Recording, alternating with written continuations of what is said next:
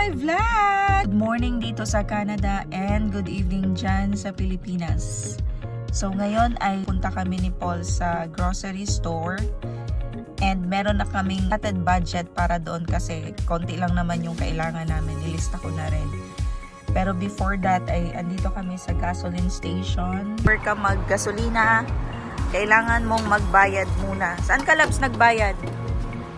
O, dyan. Doon ka magbabayad. And then, ayan. Meron dyang super clean, may plus clean, and regular clean. Mga ano naman na yun, 2 weeks. Yung 65 na iloload niya dyan sa sasakyan. Wala pa palang tao dito, kami palang wala din ditong gasoline boy na tulad sa Pilipinas. So, ikaw lang yung gagawa din dito kung paano mag-load ng gasoline sa sasakyan mo. Tapos na kami mag-gasolina and pupunta na kami sa Terra ba? Yan, sa Terra kami pupunta para mag-grocery. Ayan, so by the way, 22 degrees ngayong araw. At napakaganda ng panahon. Saan ba aabot yung $150 mo? So, itry namin na mag-grocery and ang budget namin ngayon ay $150. So, tingnan natin kung saan ba aabot ang $150. Ayan, and since nagpaplano kami mag-camping this month, so titingin din kami ng camping gear namin na gagamitin para sa pag-camping. May eco bag ka, Labs, dyan? Ayan, so kukuha kami ng eco bag. Magdadala na kami sa loob tayo sa Terra. Agad tayo dito. Sunod tayo kay Paul. Ay, oo nga. Dito, nasaan yun? Doon, tingin tayo tapos dito. Hindi kami ng jackfruits. Yellow jackfruit. $2.99. Isa lang? Isa? Ayan, so ganito yung mga pagkain dito. Tingnan niyo, naka-frozen, di ba? Nasa ilang vlogs ko na rin naman yan. Nasa previous vlogs ko na rin. Ito baga banana, Pala ang saba dito, tingnan niyo. Philippine banana pa. Tingnan niyo, guys. $3.99. Ito. Ito naman mga fish. Ayan, ang mga isda. Iba't ibang klase din ng isda nandito. Snail pala. Ano to? Ay, frog. May frog pala. Kuha tayo ng isa. Dito naman yung area ng mga meat. Merong pork, may beef, may chicken. Lahat ng klase nandito. And nakakat na rin yan. Ang laki ng banana. Ang haba. Pinakamalaking banana na yate na nakita ko. Sana yun si Paul. Niwanan na naman ako ni Paul. Ayun, bibili kasi kami ng kamote. So, kukuha kami ng kamote, Bank of America, sweet potato, orange. And ito naman is yellow. Mas mahal pa yung ampalaya sa talong. Ayan, kamatis. Oo, $2.599 doon sa piso. Masarap to, Nakabili kami ng $1 isa. So dito dalawa, $5.99. So mahal. Tanin nyo guys, yung coconuts. Coconut. Meron na siyang pala straw. So pwede mo na siyang inumin. Ito tingnan ninyo Diba? Magkano siya? $3.99. Ito naman, pwede mo na siyang inumin. Ayan juice. Ayan, so tapos na kami mag-grocery. Hindi na ako nakapag-video dun sa pagbayad kasi maraming tao. Diba? Ang ganda pag may dala ka ng eco bag kasi paglabas mo, dala mo na yung nakaganyan na siya. Hindi mo na dadalhin yung cart. Hindi pa siya umabot ng $150. Magkano lang binayaran natin? $74.61. Oo. Ayan, so tapos na kami mag-grocery and pupunta kami ng Walmart kasi meron pa kaming bibilihin na wala doon sa Terra. So, yung pinamili namin ay $74. Good for 1 week. Maybe, pwedeng abutin ng 1 week. So, nabili naman namin lahat yung gusto naming bilihin.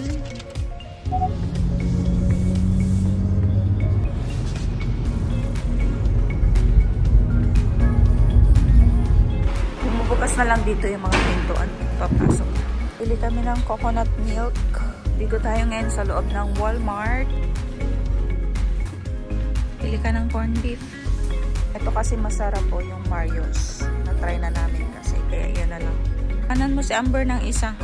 Iba-iba kasi yung kapag gamit ng garbage bag dito. Tulad nito. Ito yung sa food waste. Yan. Tapos ito sa recycle. Tapos yung white garbage. Ayan. So may mga kulay dito yung mga plastic for garbages.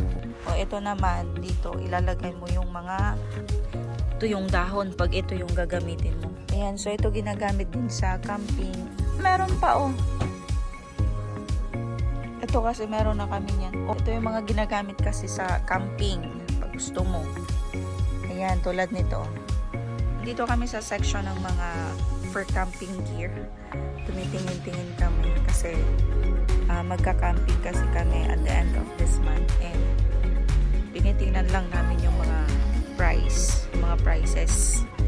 Para at least alam na namin kung magkano at ano yung kailangan namin na dadalahin sa camping.